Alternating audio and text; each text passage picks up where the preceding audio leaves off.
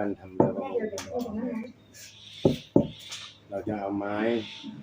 มาปักสี่เหลี่ยมให้ได้ฉากก่อนพอได้ฉากแล้วเนี่ยเราก็ต้องวาดแบบคร่าวๆของเรือวาดด้านบนวาดด้านข้างเมื่อได้แบบตามที่เราต้องการแล้วเราจะใช้เลื่อยมือเลื่อยไฟฟ้าก็ได้ค่อยๆแต่งให้มันเป็นอย่างนี้เมื่อเราได้รูปทรงที่ใกล้เคียงแล้วเนี่ยเราก็จะทำการขุดท้องเรือให้โปร่งพอขุดแล้ว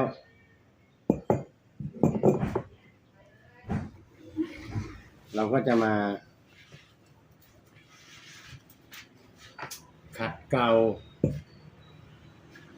ให้มันเป็นเชฟของเรือพอขัดเกลาจากนี่มาเลี่ยมแล้วเราก็จะใส่กระดูกงูใส่โขนใส่ลาโทก็คือแคมเรือแล้วก็ใส่ก้ามปูบริเวณหัวเรือแล้วก็เขาเรียกเหลารูปเรือให้ได้โค้งเว้าตามที่เราต้องการมันก็จะมองเป็นเรือใช่ไหมเนี่ยตามขั้นตอนเลยจากไม้เหลี่ยมมาตัดแต่งให้ใกล้เคียงมาขุดแล้วก็มาเหลารูปเรือใส่อุปกรณ์ส่วนควบเริ่มจากใส่กระดูกงู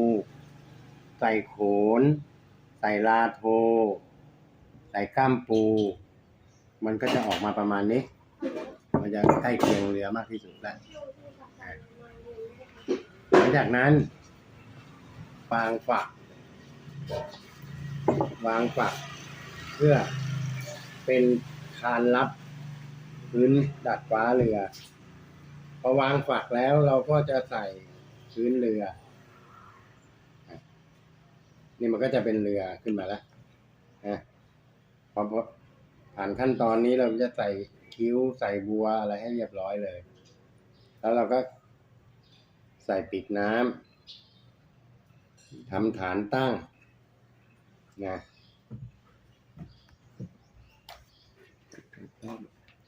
นี่เราก็จะได้รูปแบบที่เราต้องการแล้ว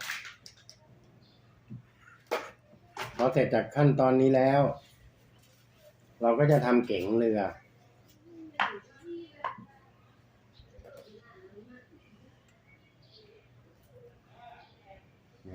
ทำเก๋งเรือใส่นะตรงนี้มันก็จะมีอัตราส่วนของมันเก๋งเรือจะเป็นอย่างนี้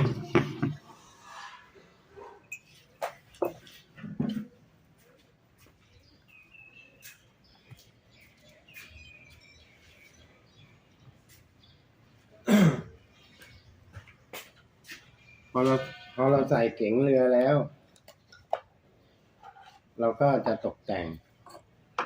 เนี่ยเรือมันอยู่ที่ตอนที่ว่าถ่ายหัวที่แรกที่แม่ดูใส่ดัดฟ้าทำเก๋งแล้วก็ทำคิ้วทำปากระวางที่ใส่ปากแล้วก็ปากระวางก็คือห้องแล้วก็ใส่ตุ๊กตาเราก็ต่อเข้าไปพอต่อเสร็จแล้วก็ให้สีแล้วก็ใส่อุปกรณ์ส่วนควบต่างๆ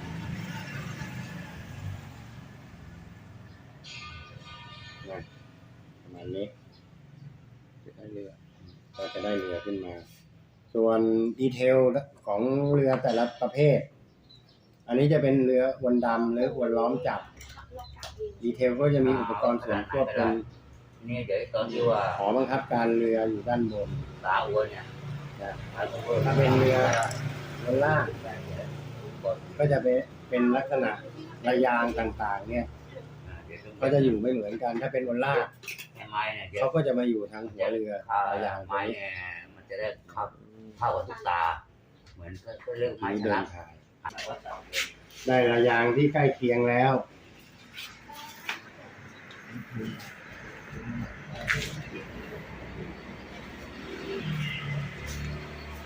เราก็จะมาประกอบ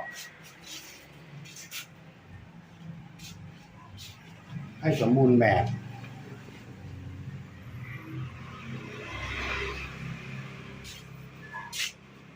เราก็จะใส่ดีเทลต่างๆของเขา ทุกอย่างจะพร้อมหมด